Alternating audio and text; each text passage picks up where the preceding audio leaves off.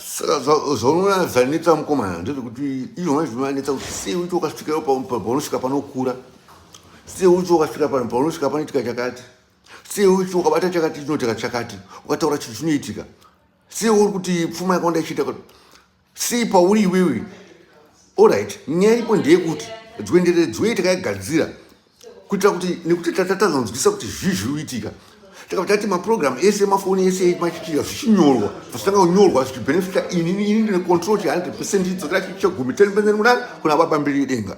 fazanyorwa silver nanyorwa zvadaro ndapedza pana chichi zvinhu zvese zviri kushanda sezvinamutika sezvina chichi zviendeswe kupi kuwaniko zvidzokereko kunguvo kukatangira handiti because doji kashanga iri pasi tapedza vatokangata maziso angu daita silver ndazvichinja zuva inenge ndichibuda panze zuva ndotamba naro chidzokera ndichidzoka ndichida izvi asi ndiri munhu ane nyama inini ndiri munhu ane nyama asi mwatenzi vanogara mandini ndichigara chi mavari saka ndopanda kutaura kuti mepu yandinayo yandiri kufamba nayo haisi mepu yengoti iri kutera pamasoo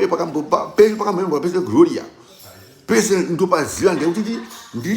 ndina mweya saka manje kana vachidaizva vachabudira pano pavasingamboziva mhuri dzavo neupenyu hwavo hwese kutsakatika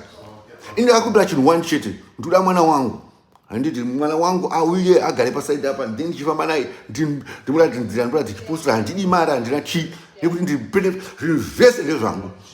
ndozvakonzwa nemweya mutsvene ndakatata kwamakuru ndakaona pakataka kudza vanhu kuti aiwa uyu akafa yakaita sitiri iye ndakafamba nakristu ndakabuka muna kristu ndochokwadi asi pazvino handichafa ndikuti ndinoita flat kudai ndokuita bhora kudai ndokuita zvese mazvibata